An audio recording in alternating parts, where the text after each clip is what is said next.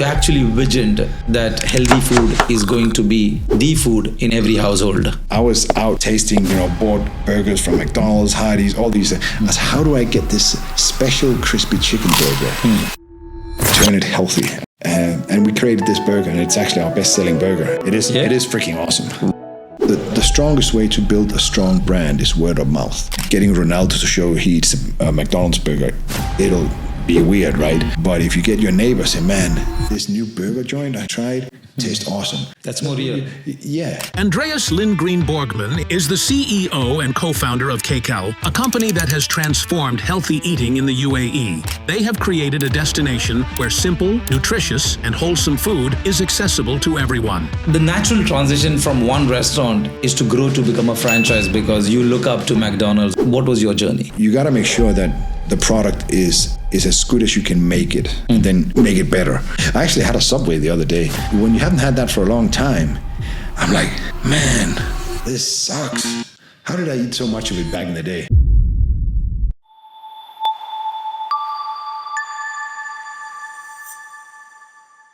The COVID pandemic has taught us a lot. It has showed us how fit body can resist any viruses or disease. Today, almost every person wants to consume healthy food. But even before the COVID, we had one local brand that kept on advising us on clean eating. Today, we have invited the co-founder and CEO of the company, someone who is not much in the media, but his brand is all over UAE and Middle East. It's one of the oldest companies that set the foundation of healthy meals. It's Andreas Boghmann, the CEO and founder of KCAL. Let's decode his journey in building this massive brand and the challenges he faced while executing his dream. Welcome, Andreas, to the show. Thank you. Andreas, I wanted to understand, when did you come to, UAE, and you built this brand?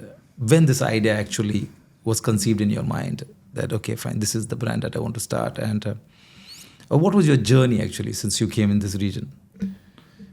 Just wanted to understand the basics. So my journey started with me being extremely dyslexic. So I can't read and write. I can because I memorize words, so I read very fast. But if there's a word I haven't seen before, I can't read it. It's luckily you have a phone, you had ChatGPT now, and there's a lot of other stuff before that I utilized to obviously improve skills. So my journey as an entrepreneur was kind of easy because, who wants to hire a guy that can't read and write, So my entrepreneurial mindset started at a very early age. So you started feeling that I have certain limitations, and that's one of the reasons. 100%, rather than finding a job. I'm nearly 47 years old, and back then when I was a kid, it was a terrible time. Luckily, I was pretty good at playing football, so I wasn't completely, teased and stuff. So from an early stage, it was always like either I become a chef because chefs don't have to read and write much, which is funny enough. Now I run a business, right? Or you're almost a virtual chef now. Or I just start my own and employ somebody to do what I can't do, and that's technically what it was. So it was a pretty easy choice for me, that's kind of been my mindset all through. And what was your family background? Your parents? My parents, my dad is like an engineer, and my mom is a social worker. So there's no entrepreneurial. And you're originally from which country? Denmark.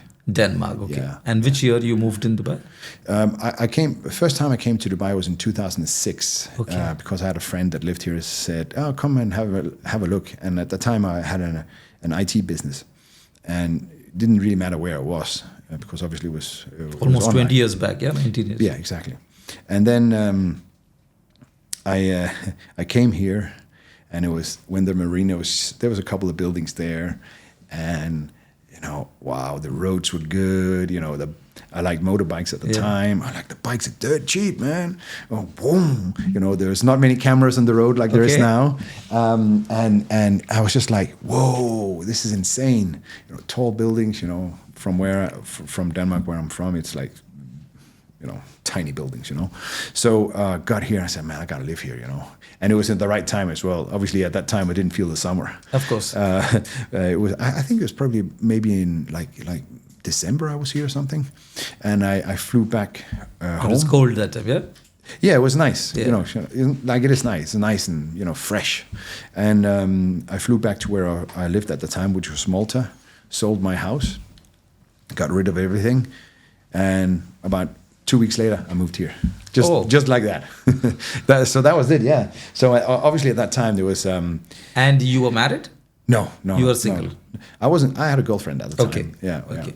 So I moved here and then, got involved in some construction business, furniture joinery thing, and real estate, a design company. I had a lot of different. You were trying every stuff and you were seeing what was working. Yeah, well, all of those things actually. I enjoy designing stuff, all sorts of stuff, and I've always done what I liked, because then, if you try to build a business that you build only for the purpose of making money, you're kind of like you don't empower yourself to keep fighting. Or somewhere you lose the connectivity with the buyers or someone who's trusting you. Yeah, but building a business,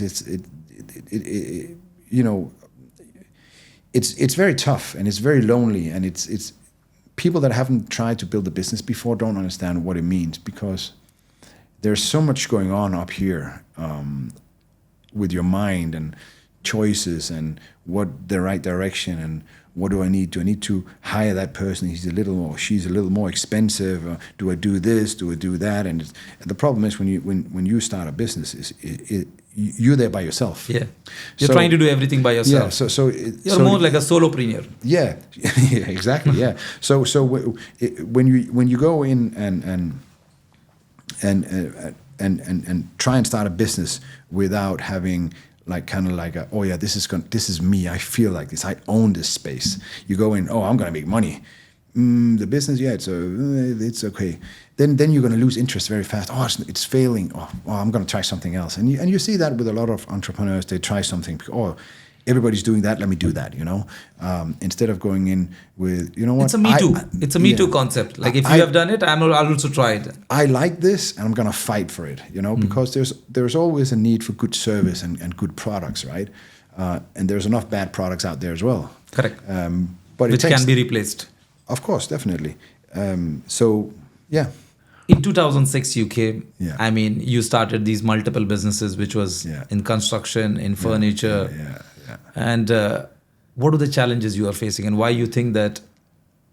And when was the birth of KCAL? Or when did you feel that, okay, let me get rid of all these old businesses or these traditional businesses, and let me start something which is very forward-looking? So actually, I love mechanical stuff. I love all the stuff. Because I love the vision, Yeah. You almost 15 years back, you actually visioned that healthy food is going to be the food in every household. Well, and that was a great vision. Well, let me state that the vision was not created like, I do a master plan and this is what's going to happen. I'm going to do this. I'm going to do that. And it was actually very simple. I think most businesses that have a lot of success, with time, they create their vision. When I remember when in the early stages, somebody was talking about brand and the personality of the brand. And I'm sitting talking to this guy and say, what the hell is he talking about? This is just food. Just eat the damn food. Yeah. Now it's much more. I know exactly what brand means. I need all that stuff. So it's about creating the perception about the product now. Brand is all about. Brand is the soul of the company, right? It's the personality, and the clothes you wear is the marketing, right? So you can change your clothes, but your personality is in here. It's in your heart. So, what were you saying? I forgot what the question was. I kind of drift. The question was, what exactly, when did this idea conceive? Oh, yeah, right. So at the time, it was very hard to, me and my business partner, Mark, we used to work out in Fitness First in 𝒂𝒊𝒂𝒕 Mall. That was before there was so many gyms. So that's kind of like the main gym back then. And I knew Mark from real estate because we had a business before. So we kind of got into this business as a place to open a restaurant and create a menu that is fully transparent and it will cater to. And did you have restaurant experience? No, you didn't have nothing. You just, nothing at all. Just nothing. out of the blue, you just came out saying, "Let me just open up a restaurant." Yeah, Okay. crazy idea. Right? Yeah, crazy idea. Crazy idea. And what's the capital that you held at? What was capital? the bank balance you had? Nothing. Just man. start. Yeah, I mean, well, the thing is, I was quite fortunate to make quite a bit of money on real estate, but it just disappeared in 2009, right? Okay. Disappeared. I'm like, whoa. So you were doing real estate also at that time? Yeah, because I had quite a few number of properties that I was fortunate enough over a period of time to acquire and made quite a bit of money on that. But obviously, it was stuck in properties. So when the crisis happened and the bank start calling you loan to value ratio and I'm like, I'm gonna die.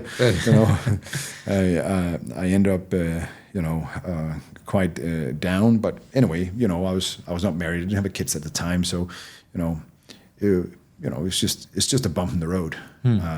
As anything is, obviously the older you get, the harder it is to start a business because you have much more responsibility and you have a family and so 100%. on. So you're more cautious when you're young. Yeah. And, at that time I used to wheelie bikes and stuff as well. I don't do that anymore. And there's so much of committed obligations. Yeah, exactly. So you obviously have a lot of. The older you get, the more doubt you get. So and which was the location you selected for the first restaurant? Yeah, that was the cool part because we selected in JLT. At the time, JLT wasn't really really a place where people went. It was kind of. I think there was only this DMCC, this Almas building. Yeah, I think we were the first ones in Lake Terrace Tower, which is in Cluster D. Okay, and we still have that one. And we did get the shop next to it, so now we have two. Just combined them, and that was the first. And it was horrendous, man. When we opened, the food was terrible, everything was terrible. But nevertheless, we continued. But at that moment, how you decided to have KCAL as a brand or as a name? As a name, and why did you focus on healthy meals? There was other options as well. Okay, so because you see a lot of Asian people also are there. Yeah. Why you choose this type of meal? So this kind of cuisine is basically it's my personality. It's how I eat, right? Okay. So being able to, there was nobody else that was being transparent with the menus. You don't actually know what you get. Yes, you can pick some broccoli and some chicken and stuff. It's a bit boring, but if you want to flavor it up, a lot of people just use a lot of grease, a lot of sugar, salt, etc., to get all the flavors, palettes. The challenge is to blend the healthy food with the taste bud. For 100%, And at that time, it was everybody thought healthy food is a salad.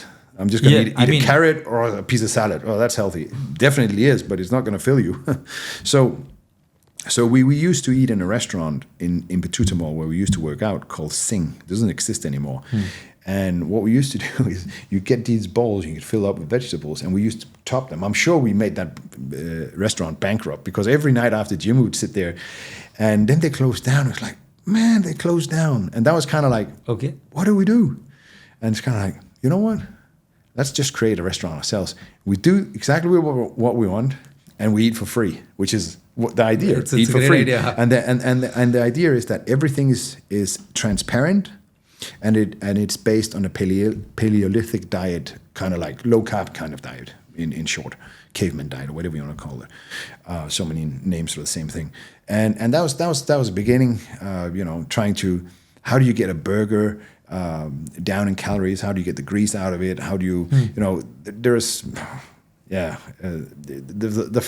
when we opened, it was fine, but in the months running up to it, when we were tasting the food and figuring out what to do, it was, it was like, this is going to be tough. We're probably going to be the only ones eating here. I came across this brand almost in 2012, and for me, from the outside, I just felt it's another Subway. How you're different? Well, first you got of all, my point. Yeah, sure. So, I think one of the things that KCAL is known for is flavor. Either you like KCAL or you don't like KCAL. We get complaints. Your food tastes of too much, and I'm sorry, but that's the way KCAL is. It's like telling McDonald's, "Oh, your burgers are too much burger," That's not. So I really like flavor. When you when you eat something, it has to have something else. Wow, this is different from the other Of item, course. So the whole idea is that we take. That's where the stickiness also remains with the brand, because it's very different. Yeah, it's just sure. not eating raw vegetables. No, exactly. So like every day at 12 o'clock in the office, I get the same food. I've had that for years. It's a big bowl of vegetables and a power bowl mixed together, and it's beautiful every day. I just had it now, like an hour ago, and it's excellent. I love the food. Yeah. I love the passion in the way that he has said. No, I really do. Explaining your product. I really, it's just flavorful and it's tasty and lots of vegetables and it's good for you. And if you go to a restaurant and it's not good for you and eat it, you feel good halfway through. You feel good the first half of it. The second half of it, you're like, oh, why did I eat this? It's like a dessert. When you say, oh, this ice cream is good. Half the top is gone. You're like, why the hell am I eating this? so eat KCAL, got good flavor, and it's just like, wow, it's awesome. Yeah, I agree. So the concept is basically for the restaurants. That is, we kind of find menu items that people like to eat but hesitate because of the calorie counts or sugar or whatever, right? So I'll give you, for instance, our red Thai curry. Which I personally love a lot, and I have a couple of friends of mine that are work in that space too, and they're actually, how did you get it? Because normally you use a lot of palm sugar, right? So we use stevia instead of. So you can debate what stevia is. I don't have a problem with it, but you get that same little bit of sweetness, and you get that spice, and you get the coconut, and it's just somewhere you'll be able to maintain the palate also. Yeah, exactly. So it's kind of like you're eating a red Thai curry. If you get a red Thai curry from a restaurant, right? It's loaded with palm sugar. So you probably get maybe 60 grams of sugar in a single dish, even more maybe, depending on who makes it. So obviously we want to pull that out, but still have that flavor and a little spark at the end with the sweetness, a little spicy and so on. And then what do you have it with? Normally rice, but now I either have it with broccoli or cauliflower rice. You put that in there, and there you have it. Load of vegetables, great chicken, 45 grams of protein. Wow. Tasty. So 2010, Yeah. You've opened up this restaurant. And 27th September 2010, wow. After a year trying to figure out how to run a restaurant. So it means everything is available from the supply side? What do you mean? Supply means you want to now that the restaurant is open, Yes. you're waiting for customers. Yes. What is the challenge? Because not everyone in 2008, we are talking about 15 years back, not everyone was completely educated of eating healthy food. No, one of the things that we are very fortunate with, and it was kind of a fluke, it was that we couldn't find a place. So JLT, maybe someday there'll be some offices here. And there was like 1 or 2 restaurants in JLT. And so we were very fortunate to pick that location because people would start coming to the shop. And then at the time, since we didn't have an office because we were kind of a very low budget, we would move into the reception of the building and sit there and do whatever we used to do, office work. And then when lunch was over, we would move in. And we had at that time we managed to get good food. I would say much better today, obviously, but people kept coming back, and it's like, whoa, people actually like something what we new, do. something new, and healthy. It kind of like sparked, wow, we can do more. Yeah. And when people kind of like show interest in your product, whatever you like, in my case it's food, but whatever you do and you get the praise from customers saying, wow, this is cool, that gives you like an inner feeling of acceptance and emotional is, oh, that's cool, people like what we do, let's do more. So then we got another restaurant, then we start doing meal plans, and then a whole lot of other things. So considering that your background was not as a nutritionist, I want to understand, did you hire a chef that time? And then who designed the menus? So you and Mark? Yeah, kind of. Mostly me. Mark was more on the marketing side. Mostly me, and it is actually still mostly me. Obviously, we have a big team now, but it is me that signs it off. And certain items that I think would do well, I want to put on the menu, things that we try. We have a founder's burger. Don't know why because I made it anyway. It's called the founder's burger. Okay. It's pretty cool. Nobody knows that one. It's a man. I was out tasting, bought burgers from McDonald's, Hardee's, all these. I was, how do I get this special crispy chicken burger and turn it healthy? And I was like, okay, the sauce tastes like this, the mayonnaise, because we don't use mayonnaise. And we created this burger, and it's actually our best-selling burger. It is freaking awesome. Wow. Yeah, it's got caramelized onion. It is very tasty. It's my weekend treat. I don't eat bread. Okay. But it is so the menu. But I see in your menu actually it's nicely broken up, into carbs, fats, protein. Sure. And full nutrition specs. Yeah, if you see, I mean the breakup is nice, and you see the protein is there, the carbs is there, the fat is there. Yeah. And I think if you go on the website, you have the full micronutrients as well, like the whole thing. And I mean that was the ethos behind it. Make sure we serve food that makes you, and it shows the entire calorie count as well. Sure. So I think it always keeps a check and balance of what exactly you're eating, and yeah, exactly. I think I like that cool concept actually of knowing of how much calories you're consuming. Sure. I mean, against of how much you should consume for a day. Based on your BMI. That's why we actually. I see in the Fit band. Yeah, exactly. KCAL Fit. That was actually a pretty cool idea, and it works very well.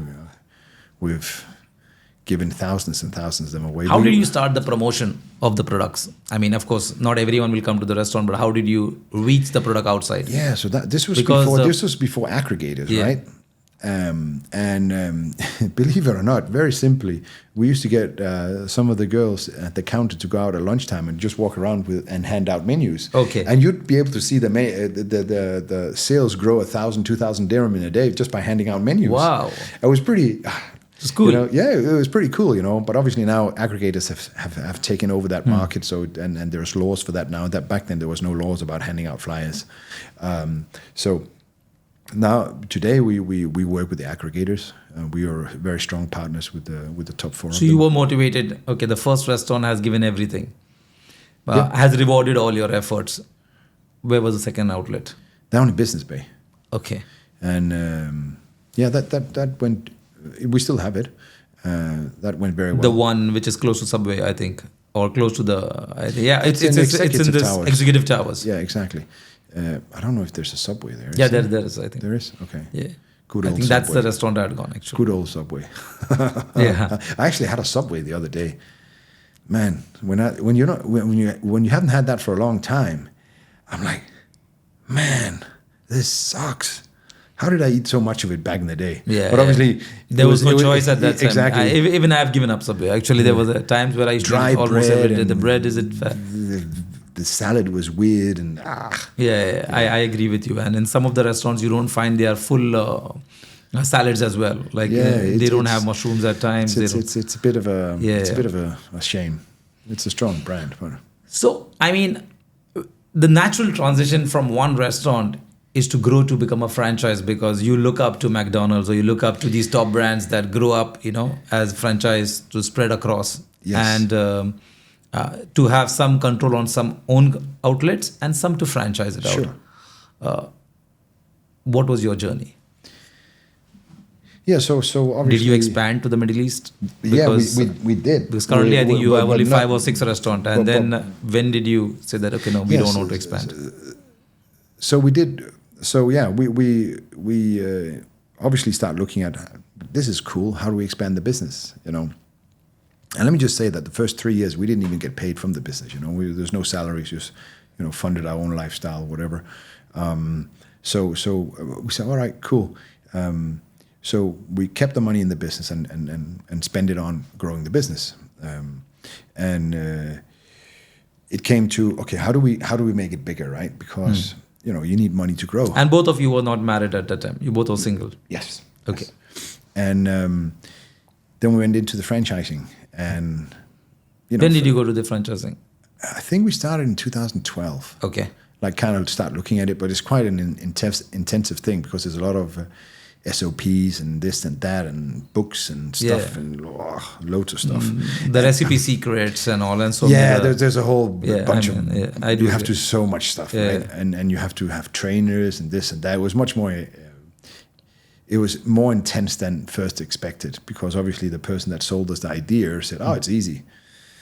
there's nothing easy in business. Yeah. We got involved in this, and we actually sold a number of franchises, but unfortunately, our food is quite complex. It's not just like, for instance, our burgers. They're not just pure beef. We add vegetables into them to make them healthier, and so we actually don't even advertise that. And there's a lot of things, and if it is not done the right way, especially when you don't use a lot of fat, McDonald's burgers, they're from 20 to 22 grams of percentage fat, where ours is like 3%. So you need to make sure that you cook them in the right way so they don't go dry and so on. But you could not control this from the central kitchen? Not in Egypt. Okay, Okay. Yeah. You're talking about Egypt. So you opened the franchise in Egypt? Yeah, we actually opened five places there, but it was a mess. It was a big mess. It was a big learning curve. What about UAE? UAE, we had 3. Did you not find any franchise partner? Yeah, we had 3. And that was okay, but still it's just a hassle. I'm very particular about quality and making sure that things are followed the right way, and it really annoys me if it's not. So you felt the brand was getting affected. Yeah, I mean, the more we scale, exactly. Because building the brand, it's like, it's like your little kid. You know what I mean? I do understand. So when somebody's not, doing things properly, it's kind of like, it doesn't feel right, and it just annoys me. So we ended up buying the franchises back and taking them over, and then we could control the output, how the service is delivered, and all these things. Which is, for me, I would rather have 10 outlets than 2,000 outlets, and people say, oh, like we're talking about Subway. Yeah. Ah, man, that would make me feel so sad, So you do not get carried away with the commercial aspect of the business, because you felt somewhere the core of the product was getting disturbed. Yeah, I mean, look, the most important thing is in your business, besides your employees, are the customers, right? Yeah. And we are all experts on food. You have your preferences, I have mine. And I know exactly what it's supposed to taste like because my mom used to do it and so on. And so when you open a restaurant, and you got to make sure that the product is as good as you can make it, and then make it better. And you have to have consistency and quality, because the only way you're going to keep a customer is by serving a product that makes them go, wow, I'll eat that again. I mean, the success of McDonald's lies in the execution of the product, right? Whether or not you think it's What good is your repeat rate? Pardon? What is your repeat rate? Repeat. Repeat? What do you mean? Repeat means I've subscribed for your meal, and so you mean I've taken it to a 4-week plan. Okay, so that's when do I repeat back? There's restaurant and meal plans. So on the restaurants, we have the highest returning order sequency of the brands here in UAE, which is pretty cool. And obviously that's down to quality and consistency. That's why I order KCAL at home as well all the time. I get 2 meal plans at home, and then I order KCAL maybe 3-4 times a week, and I go through the menu and see how to deliver it, take it up, take pictures if there's problems. I send the head chef, dude, what's going on? And he knows instantly. So when you bought back these franchise, I mean, did you get any investor to fund the project? Or not at the time. No. Not at the time. Not at the time. So, I mean, you were doing out of the profits that were coming out of the other 2 outlets. Yeah, exactly. So So the thing is, when did you think that there's a need, that the money needs more capital, or the business needs more capital, and we should get external investors to invest so that the idea gets amplified? Yeah, this is the journey with KCAL, is that we grew very fast. I mean, we went, like this. And at the time, I did not have enough experience in making sure cash flow is sustained properly. So although we were growing, there wasn't enough money to make it keep growing, and it was kind of like it was actually a very difficult time because you're getting all this publicity and it's great and this and that. I'm just sitting at home sweating palms. Man, how do I make this work? Oh, it's tough. And at that time I was married, and my wife is like, well, what's wrong? I said, oh, nothing. Because she's actually an entrepreneur now, but at that time she was working. So the mindset of this, when it's your own, is you can't let the thought go. You have to fix it. So we decided, look, we could have survived, but it was better to get something. So mentally, we said, now we've got money in the bank, no problem, we can continue. So that was back in 17, 18. Because the cash was drying and we wanted to expand as well. Yeah, we were just growing too fast. We had taken on debt to build a new kitchen, which was very expensive, and it was. So you had your own central kitchen. Yes. Yeah, okay. Yeah. That was catering to all the 5 brands, 5 outlets. Well, now it's 14. Okay. So yeah, at that time it was 5, 6, I can't remember, and then it was Fuel Up, and then it was meal plans. So it was at that time we already started other brands as well. Entrepreneurial mindset, continues finding ideas. So when did you decide that let me start something called healthy meal plans? Because I think that is the core of the business right now. No, more than the restaurant, yeah. No, they're the same. Or the restaurants are the same. Yeah, they're the same. So what's the revenue divide between both these verticals of the business? They're more or less the same. More or less the same, yeah? Yeah, very similar. Maybe meal plans a little bit bigger. It is a little bit bigger, but not much. Not much. But I think meal plans are more where, the menus are very personalized. It gives a goal. I mean, I've seen that the app is very cool. It's more like a, finally like the app is you cool. basically... It was a bit of a... I give what I want. I tell them what my goals are. And I tell what are my allergies. Yeah. If I'm allergic to something, I tell them what I love. Maybe I've just selected maybe fish and chicken. Sure. And there's a cool menu that popped up. Yeah. So that's pretty cool because we actually use...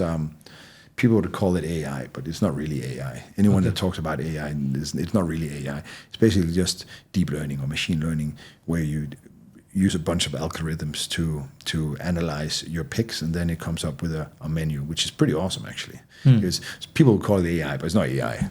Every time people say AI, I say, what do you mean by AI? Oh, yeah, we can pick for you. I said, well, that's not AI. No, I like the cool part is that, but we use advanced algorithms to create and pick menus, which is pretty cool. We do it in-house, which is pretty cool as well. So the meal plan started back actually in JLT, because people start saying, and at the time we were not looking to build this meal plan business. It was kind of like people start asking, can I have your food for breakfast and lunch? Can you pick it up in a bag? I'm thinking, and we jumped on that, and all of a sudden we had like 30 clients. That was more that was more than was in the shop. I'm thinking, hey, this might be a business. Yeah. And then we started looking around, and we found out there was kind of 2 others, which was Lively and RightBite. They had been going for a while, but they were not really in the health space. They were more like just a meal plan kind of thing. It's just that, we could just pick up what we wanted. And I like your concept is that you decide a goal for yourself. Pardon? I like your concept where we decide a goal for ourselves. Yeah. And the menu is then made based on the goal that we want to achieve. For sure. I like that concept actually. Yeah. And so far we've helped. And you give it along with a fit band, and says, okay, you can now. KCAL Fit. That's a pretty cool thing. So you can on the KCAL Fit you can track your active and your base burn rate. Base burn rate is calculated on various things that we ask you, and that calculates your base burn rate, and then your active burn rate is through your wristband or your KCAL Fit. We've when it comes to help people go healthier, lose weight, and become. Not everybody wants to lose weight, but there's a lot of other benefits from eating. Better, cleaner food. Your brain, your just your overall wellness of your body, the way you think, the way you sleep. There's Of course, there's n number of benefits out of eating clean meal. Exactly. But obviously, we're probably most known for people that lose weight. Correct. So we actually have a lady in the office that lost 30 kilos. Wow. Within 6 months. It's pretty insane. And her life is completely changed. Like, before she was like a sumo wrestler. Now she's like, and it's like, she's complete. You can see her mind and her smile and it's very her sparkle easy and the way she talks. Because in Dubai, most of our life is very relaxed, or there are chances for you to get. Whether you realize or no, you'll start getting obese very soon. And if especially you don't have here with all the restaurants, and once you're conscious of what you're eating, you start understanding what exactly you're consuming. And I think that is where I think KCAL plays a very important role of making you consciously aware of what you're eating. Sure. And still meeting your taste bud. I think that's the beautiful part. I think the easiest way to change your habits is by not going too extreme. If you go too extreme too fast, let's say that you'll never run 2 kilometers, but you give yourself the goal of, I want to run a marathon next week. And you start, and you're going to get 5 kilometers away. I say, man, that's insane. I'm never going to do that. And you're kind of like, I'm never going to try again. But let's say that you want to run 5Ks and you start with 1K. It's just another 4Ks. Yes. Then you get to there. And the next thing is, I want to run 10. Yeah. So small steps compounded over a period of time creates value in your life, right? Like investments. I do agree. Like the journey to 10,000 feet starts with the first feet. Yeah, for sure. I think the first step, right? Yeah. So the first step, is the most important. Even if you want to go to 10,000 steps. 100%. And I think that's where the compounding effect actually results in what exactly you want to achieve. Yeah. What I drew from your conversation is that the investment helped you to expand the brand. Because somewhere I thought that your creativity came back again. Where you said, okay, let me start the meal plan again. Because maybe if it was only your own funds, it would be difficult to expand. Do you agree? Not really. No, it didn't really help. The investment didn't really help us expand anything because everything was already set up. It just gave us kind of like a pillow. So you kind of like made sure that okay, we are secure now, so we can start moving forward again. At that time, we had already created several brands and so on, but it was we had quite a bit of debt at the time, and servicing the debt was quite intense. Look, you never know what can go wrong, right? And all of a sudden, banks are not your friend. They want their money no matter. You can't call them up and say, we had 6 drivers crashed cars and they didn't deliver, so now some people quit their meal plan, and unfortunately we're not making enough money to pay the debt. Oh yeah, sure, no problem. They're going to say, sorry, pay so no problem. or go to jail. You have a kidney. Just go and exactly. You have a kidney. Go sell it. Yeah. So that's why I only have got one kidney. Okay. But it gave us more comfort in going forward, and a peace of mind, which is what it is. And the investors have been a good solid partner. Discussing different strategies and so forth. So what did the investor look at that time before investing? Was it your idea? Was it your expansion plan? Or is it the business already profitable? That's one of the reasons. At the time, they were obviously... And they knew exactly why you are raising capital is to square off certain any investor, commitments that were there on the business. Any investor that goes into a business... always looking for the best deal, of course. It's just a money transaction. You invest here, you get something out there. So when that started up, it was I was going into it. We're gonna do A, B, and C, but everybody scrutinizes what you say because they want to get the best deal. And we actually went through quite a few before we picked one because there's quite a number of options.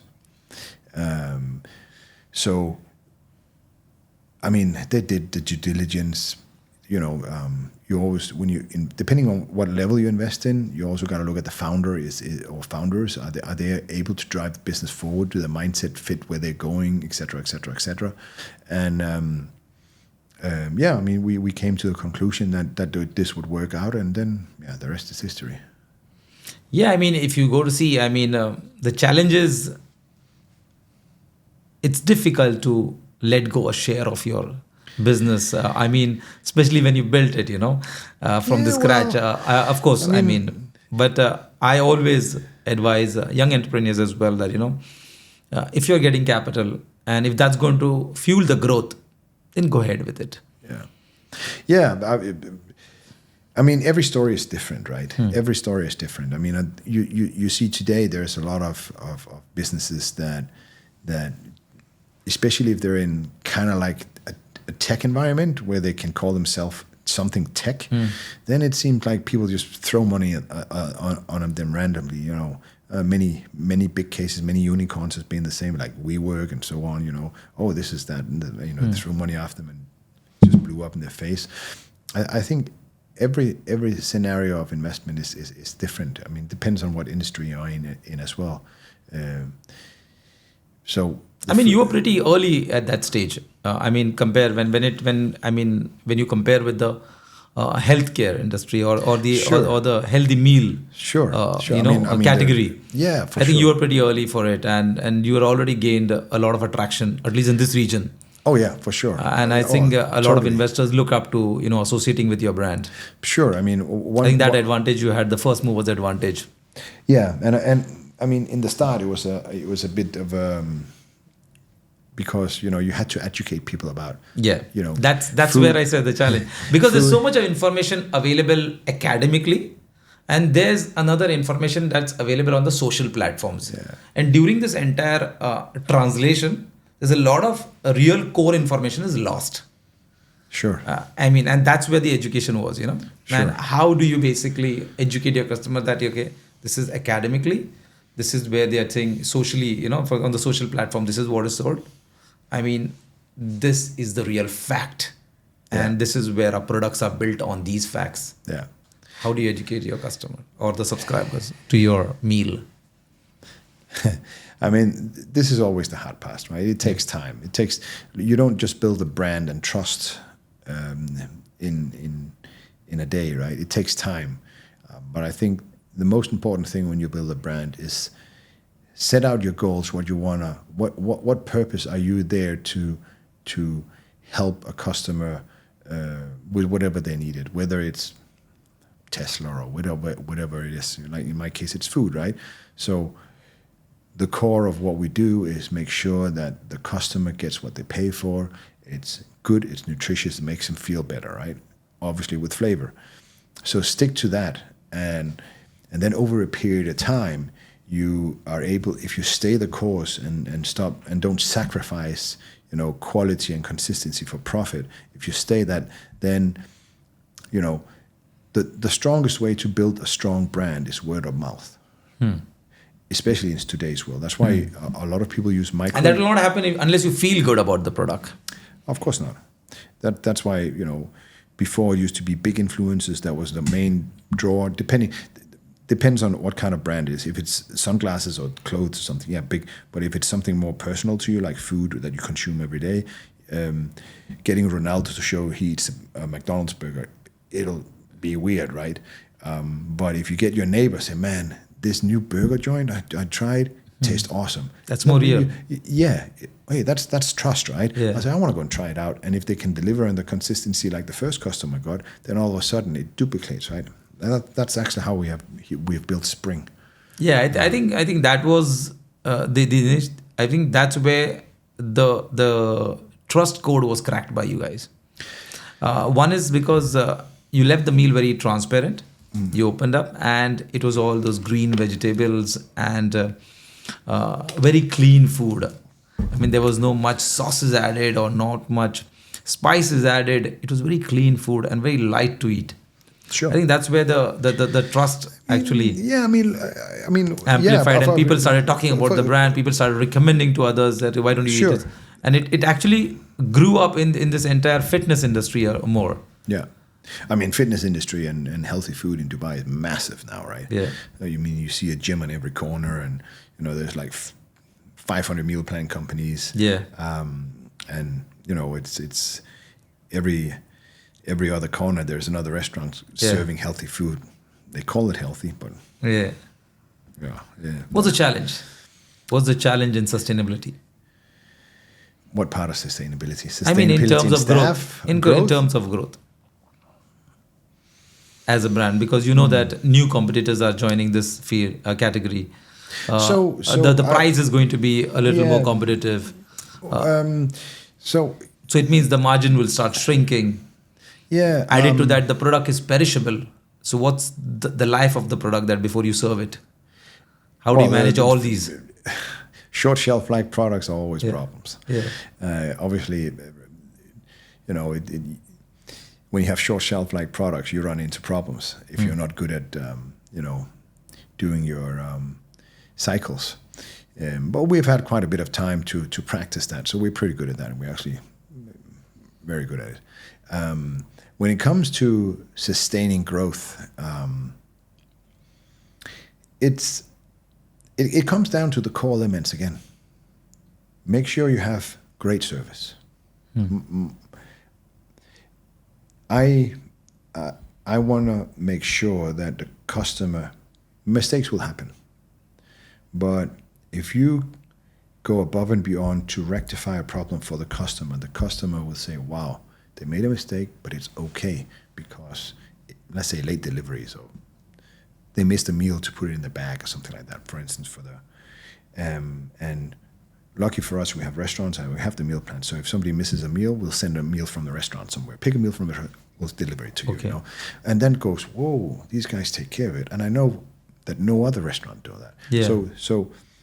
Or meal plan service do that. So when it comes down to making sure that you keep because you have the combination of both the restaurant and the meal plan. So it means if someone misses from the main kitchen, then you can supply it from the restaurant. Yeah. So I think it's a very unique combination. For sure. And when you focus on these things, there will always be competition, and you should always watch your competition. But if you start focusing too much on your competition, you forget your own brand. I believe that focus on what the customer wants and make sure that you deliver on the promise and see as much as possible to create the wow factor. The wow factor is something like when you buy something, you're, wow, I didn't expect this. Then you're going to tell your two friends, right? But again, it is the food section or F&B section. So it is a tough job. It's a very demanding job, actually. Share me an experience that where you felt that, wow, this is the moment that I lived to build this brand. Well, of course, I seen the Gulf Business Awards that you had got, but apart from those recognitions, when was that feeling of wow, this is what I really wanted to create? Most of this is when I'll tell you. The other day, I got a message from a random person on Instagram, but this is not for KCAL, but it's the same methodology. This is for spring, and I have no idea who he is. He just texts me on Instagram and he just says, I just had my first delivery of spring, which is the meal kit. And he just says, I'm blown away. I'm a founder also in a different industry. Can I have a call with you? I text him, oh, thank you so much. That for me, that's when you get a customer, because look, nobody has time anymore. Yeah.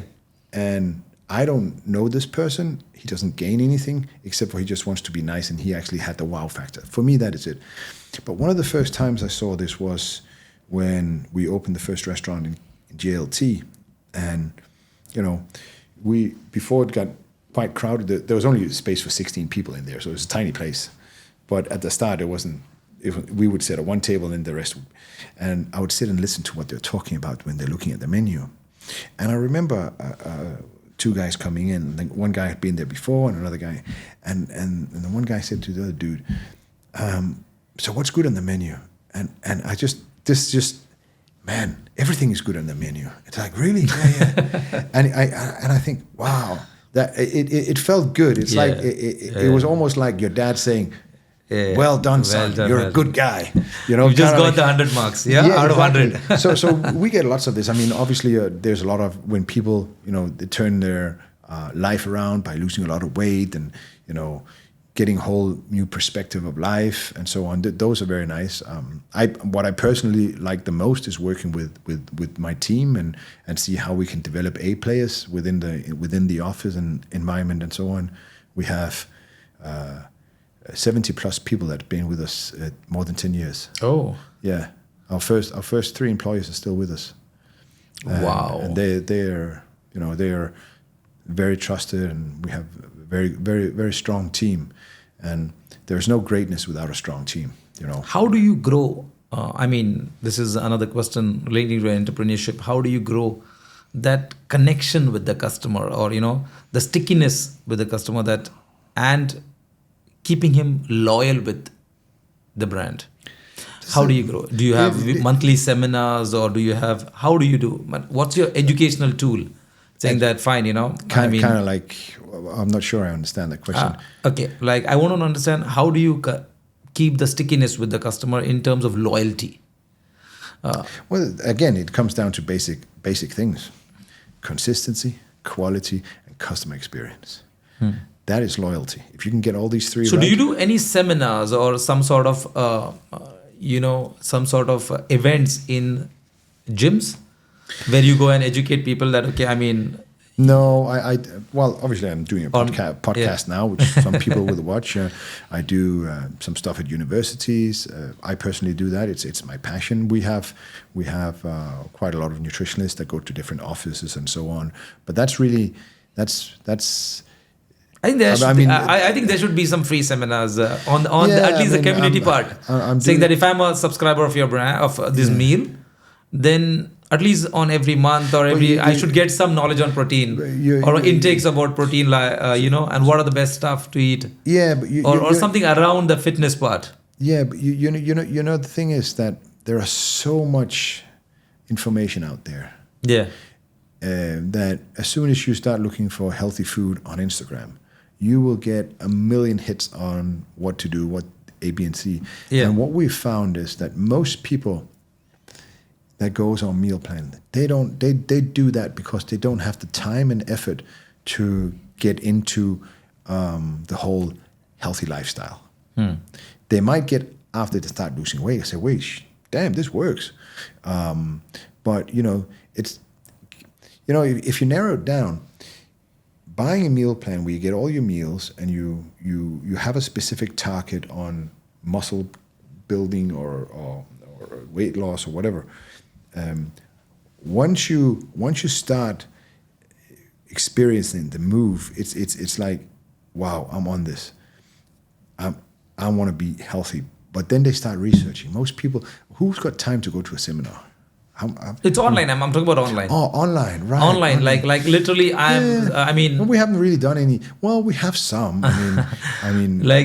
suppose I downloaded an app today, okay, and I registered, and I said, okay, let me go for the 8 weeks program, and my weight is almost 77, and I want to reach maybe 70. This is my goal. I gave the choices of my food. I told you where my allergic part is, and I have subscribed for the meal. Yeah, how do you monitor me that, after 8 weeks, or this, I should continue the stickiness with this, or have he achieved his goal? Where is the goal validation left? So that depends on how you want to do it. So obviously we have nutritionists you can come and see in our office. Or it's free? Yes. Okay. But what we find is most people don't. They don't? No, because... Are they aware? Yes, because I think maybe some are not aware as well. No, for sure. Because for me, this is new. No, for sure. What we find is most people just weigh themselves because within the first 2 weeks, they'll start feeling a change. Depends on where your starting point is. If your starting point is McDonald's and Brianni's, then you'll get like withdrawal symptoms because you're not getting the same amount of carbs and so on. But most people, they don't actually use that because it's time. You have to go somewhere, drive somewhere. What we then do is we have nutritionists call them and ask them specific questions. Where's your weight? Have you weighed yourself? How you feel? Do you want to change anything? A, B, and C. That's also called, you call the stickiness. That's also how you create rapport. That is something, it means I start feeling personalized with this brand. For sure. Because at the end of the day, look, if you don't take care of the customer won't take care of you, right? Yeah. And there's no business without a customer. Yeah. So you will not feel like he's a part of your company. It's very important to make the customer feel that they are the center of your universe. Also, making sure that he's aware that this is where we are. In terms of ordering the ingredients, or maybe this is where the transparency is. And if you see our food actually is not more than maybe 3 days or 4 days of shelf life, even after preservation. I think giving these small tips will increase the confidence of the buyer. Yeah, I think, and will say, and because on the other side, no company is doing that. And you're doing that. So I think that the stickiness will grow in that manner, I feel. I'm talking from my personal experience. Yeah, for sure. Look, the best feedback you can get is from your customer, right? Yeah. And that's the way you can change things, because when you're building a business, at some point you become blind. That's where you have to listen to your customer and see what's the feedback, and get feedback samples and interview and so on to see how you can make things better. Yeah.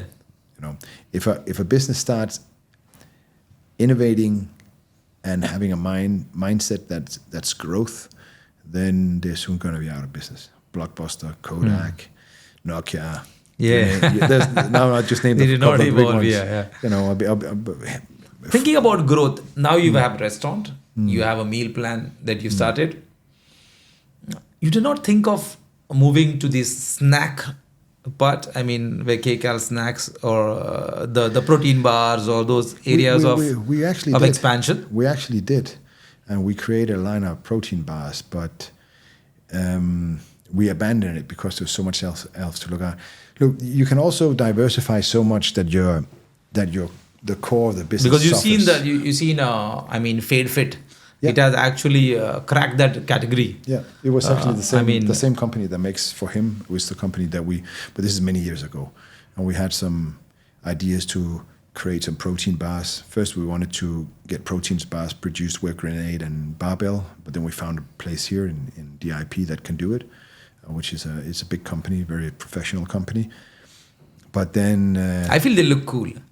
With your branding of KCAL, and I think out of all the unknown companies, I think I'll still pick up that KCAL bar, because now Fade Fit is the talk of the town, but otherwise, he's out of all really those unknown himself. brands, I would have picked up KCAL only. He's done really well for him. Considering the brand has a long history of serving healthy food. We do have on the side of Fuel Up, which is a sister company, we do have a line of products there, but they're like pre-workouts and protein powders and so on. Okay. No protein bars. There are so many options, right? And then I was just thinking about the categories under the same. You got to make umbrella. sure that the core of the brand always stays intact and so on. We have a lot of opportunity to grow the brand as it is in various places. We've added several other diverse kind of like companies to it, like Spring and some others, and it's a different target audience, but still the same ethos of consistency, quality, and good customer service or experience. So, there's so much on the table. We've got so many things going on continuously. It's actually freaking awesome. Yeah. I mean, I love having a lot to do. I can really, I can see the brand now evolving to health tech. Yeah. I mean, from the app. I mean, what are the challenges there? Because everyone want to enter that space of, So there are two things here. We have the customers, but we didn't have a good app. Other companies have a good app, but no customers. So I think we came in easier than other people, right? Because today it's everybody's fighting for customers, right? Yeah. You have to buy a customer, right? Yes. However you will figure out how to buy the data so you can get them signed up or whatever, subscribe.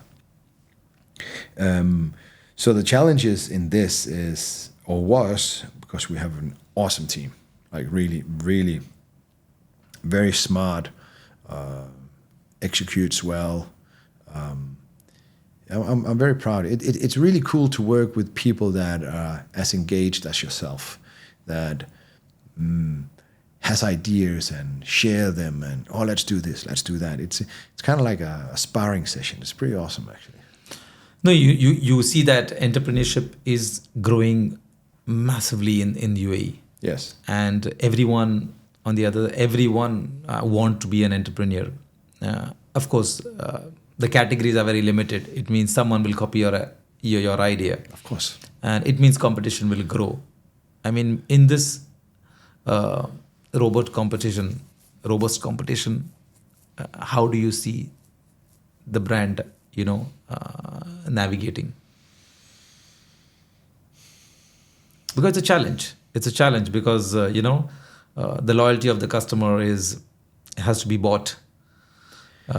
You have to keep the stickiness. I don't look.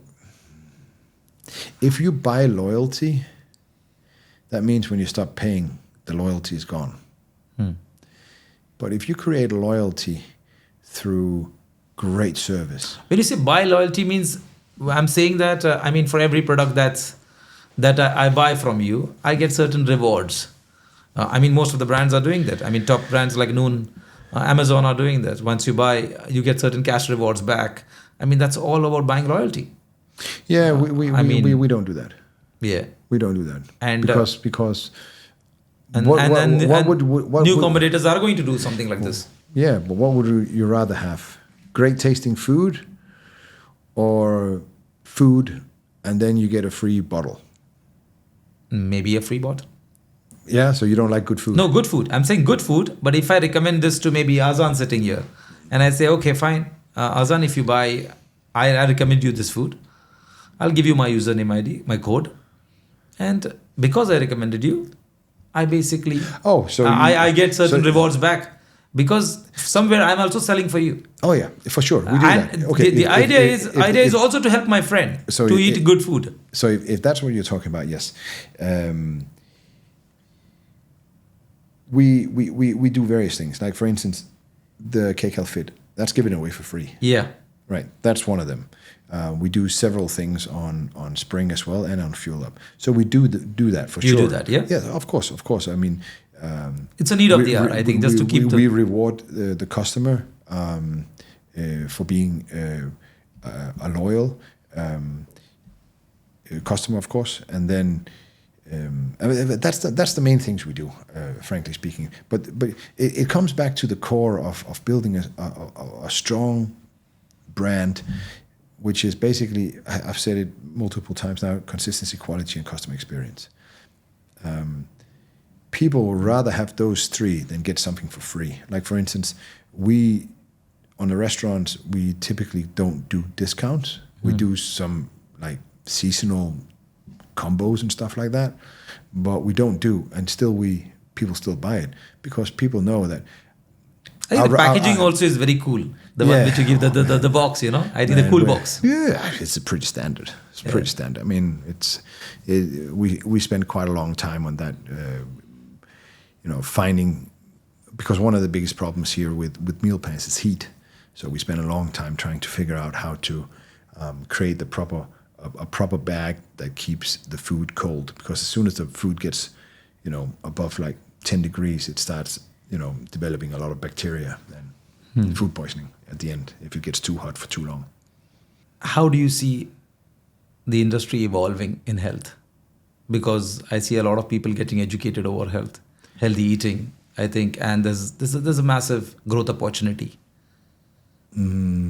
How do you feel that KCAL, will grow from here on? Look, I think it's a very well. First of all, the leadership of this country is very focused on turning the community into a healthier community, which is obviously, if you have a great leader that wants to change the way of habits and so on, from going from eating very bad food to eating better food, that helps a lot. That's the first thing. Second thing is that now people understand how to create food that's nutritious, that actually tastes good.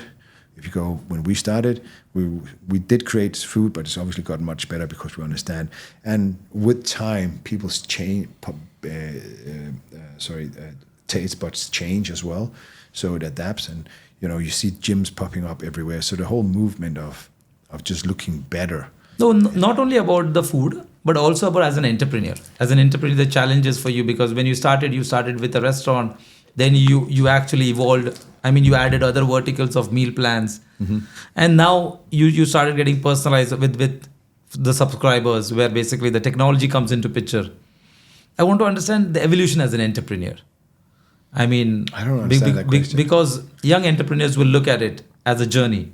Mm-hmm. That even though when the idea started very raw, how as an entrepreneur you need to keep evolving with timing changes. That's the question. You're talking about the mindset. Yeah, the mindset. The mindset because of course you will find a lot of challenges going forward, but how do one overcome this?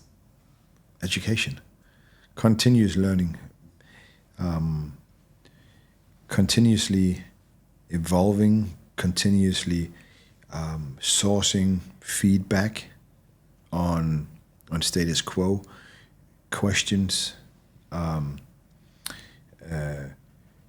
What I do myself is I try as much as possible to educate myself on various topics constantly, every day. Books, audiobooks, because I'm dyslexic. A lot of YouTube podcasts. Always have something running in the background,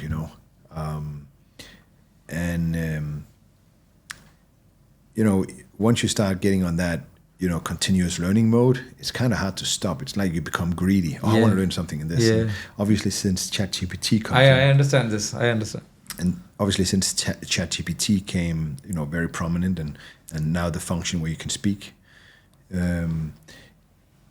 Like last night when I was walking from the gym, I was talking to ChatGPT for about 45 minutes. Okay. About a specific topic. So I was asking questions, and then as you ask more questions, you become more knowledgeable. Yeah. And the first question says, "What is this?" And then it says, "Okay, what about this?" And then all of a sudden, it's a full conversation where you're asking questions and so on. It's kind of like having the smartest person in the world telling you about a specific scenario on something, right? So I use that a lot as well. Me and my son use it when we sit in the car and drive. Sometimes we put it on and we start asking about dinosaurs or tallest buildings or Mr. Beast or something like that. Who's the guy? What's the coolest thing he's done? A continuous mindset of learning is super important, and especially when your organization grows like ours are or mine is. If you don't keep evolving and the company keeps evolving, then you eventually become the problem for growth. So you always have to run at least as fast as the company is growing. Preferably a lot faster. Educating yourself. What are the trends? What are on all aspects? How do the different age groups communicate? Because there's a lot of difference between a 50-year-old and a 20-year-old, right? How do they communicate? So you make sure you create a very strong culture within the company with openness and reflection and so forth. And even if this is, I actually like that part of building a culture, which is, having people feel they're part of something. There's a goal. I call it true healthcare. Okay. Prevention is better than cure. So they're part of the true healthcare movement, which is basically healthcare is typically your doctor and your hospitals. I 100% agree with you. And true healthcare for me is what happens before you go to the hospital. Wow. And that's where nutrition and physical exercise and so forth comes in, right? If you eat well, you eat nutritious food that helps you benefit your heart, your arteries, your hand, your brain, your eyes, and so forth. If you do that and exercise, then the hospitals don't have a job to do. So prevention is better than cure. True healthcare. 100%. So if There's no doubt about it. if you get people to understand the purpose of why they do the job they can, whether it's a guy who cleans the dishes, because every person has a specific task and adds value to the business.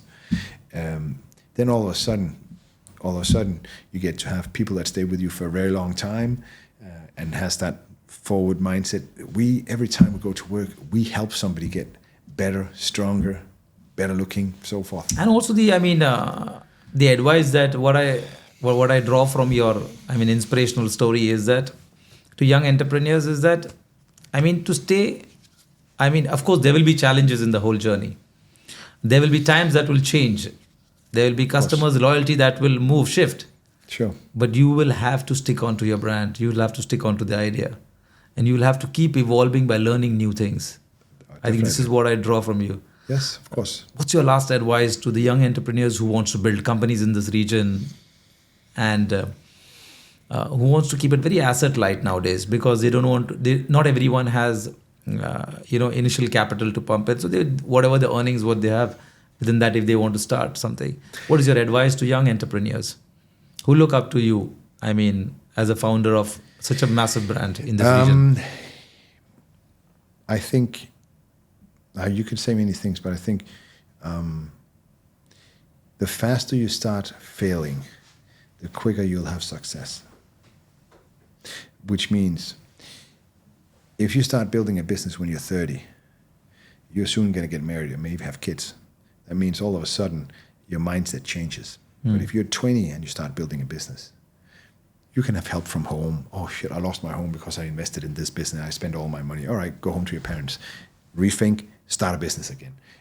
And every time the best opportunity or typically where you learn the most is on the way down, right? Because everything is going up. When you hit something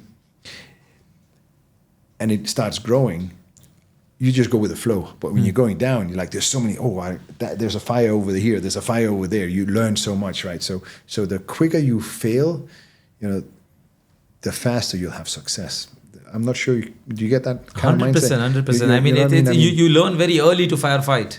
Yeah, exactly. And every time you try and you have that momentum, you get better and better at it, Yeah. And with time, you start understanding which problems that are worth your time and which are not. In the start, when you start a business, you always think every problem has the same effect on everything. I got to fix this, I got to fix. All of a sudden, you have 100 problems. But in reality, with time, you understand it's only those 3 problems I need to fix. If I fix those, everything else goes in line. Absolutely. So the faster you fail, the quicker you become a success. So your son must be asking you, okay, Dad, give me some tips on how to start. My son is only 8, yeah, okay. But I'm sure I'm going to have some profound impact on him with time. Yeah, I can see that. And my daughters. Yeah, I can see that. The way you maintain yourself as far as fitness is concerned, you're the brand ambassador of your own brand. Sure. Of being fit, Sure. I think you don't have to hide your mindset. I go to the gym to satisfy my mindset and release some happy hormones. Finally, I want to ask you that how easy it is to build a business in this region, because considering that we are in this region and how easy compared to any other regions where you've actually traveled or back home. It is a lot easier now than it was, in terms of 18 years ago. Just a lot of focus on how to help young entrepreneurs go here, and SMEs drive a lot of the UAE economy, right? So it's in the benefits of everybody that you start businesses and evolve, and you can expand and export, et cetera, to drive the economy. But one of the things that I think drives a lot of entrepreneurial spirit here is that everybody's new. Everybody has already made the move to go to a different country. You know, when you're stuck in your own little town, wherever you're from, let's say everybody is always the same. Nothing ever happens. It's kind of like you walk around in circles, right? Then the one person, he jumps out like I did, and he comes back and, oh, how did you do that? I say, it's not rocket science. Just get out of your comfort zone and start reacting, you know, and seizing opportunities. So one of the things I think that's really, really cool about this place is that everybody has already made the first step into something unknown, kind of, right? And that gives an energy that I see nowhere else. You know, that, the freedom of being independent. Yeah, and remember that guy? Oh, he started this business now. How did he do that? I don't know, but he just moved there and then it happened. You know, I agree with you. Yeah, I can. So you get this energy from everybody. Hey, how are you? And because most people are pretty new here, you also get to meet a lot of fellow like-minded people. Correct. So I think that's the main driver of entrepreneurs here. That he did this, I can do that. You know. Yeah. I think that's the best part of your closing, that, you know, that start early and be ready to fail. Start early, fail fast. Yeah, fail faster. And once you fail, it's the best learning time, you know. And failing will teach you a lot. Don't be afraid of failures, because if you're afraid, you're not trying hard enough. And if you're not trying hard enough, why even do it in the first place? Yeah. You know what I mean? 100%. Thank you, Andreas, for this amazing info that you have given to our audience, and I'm sure there'll be a lot of learning from that out of your, your journey. I mean, it's a journey that is an inspiration to a lot of entrepreneurs, at least in this region, because you built this massive brand, KCAL, and I don't think anyone doesn't know it. Everyone knows about this brand, and really thank you for coming once again, and. Thank you. Cheers.